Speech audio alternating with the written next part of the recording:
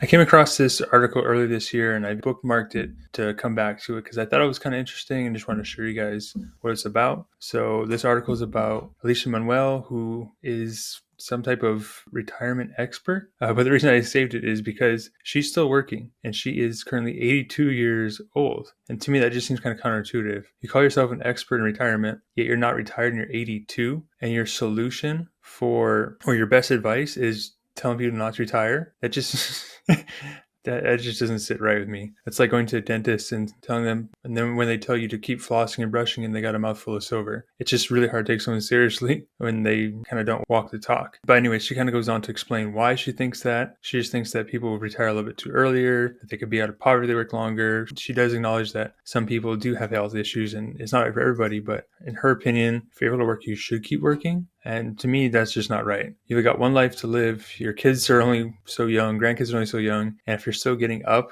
and working 7, 8, 9 hours a day in your 70s and 80s, you're just missing out on a lot of life and what really could be. So I really don't agree with her and her opinions here. Now, one thing that was interesting down here was she talked about her 2 regrets, right? So this economist, retirement expert, or self-proclaimed expert has 2 financial regrets. Regret number 1 is she kept too much money in her regular 401k pre-tax account. I should have switched to a Roth 20 years ago. I look rich on paper, which means I pay high premiums in Medicare and a lot in taxes. Now, I say this all the time to people. Putting all your money into pre-tax accounts, DCP, Plan 3, it looks really, really good. You might have $1 million in Plan 3 when you retire. It's going to feel great, but that money's not all yours. A big chunk of it still belongs to the IRS, and it's going to take years, if not decades, to unwind all the taxes that you owe, and it's going to cause a lot of headaches along the way. So you're going to pay more in taxes, you'll pay more in Medicare. It's just not a lot you can really do to be efficient with that owing the IRS that much money. So one of her regrets is I should have switched to Roth 20 years ago. So if you're in this boat,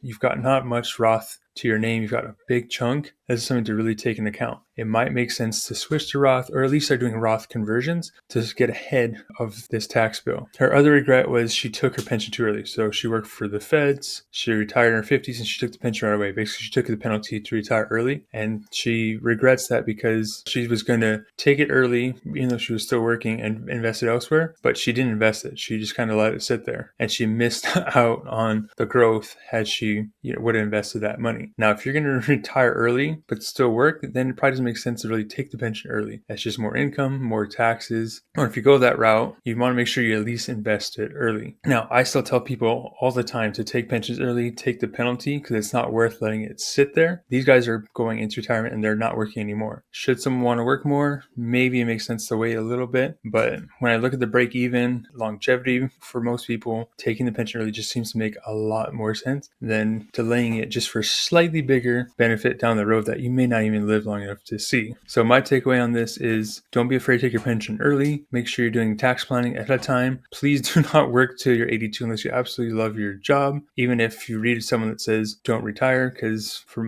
most people, retirement's a really good thing. It looks different for everybody. Retirement doesn't mean sit on the couch do nothing. You can do other tasks, volunteer, even just part-time work. But if you're going on and leading something like the Center of Research at 82, that just seems like a really big hassle. Issue, you're just missing out on so much more.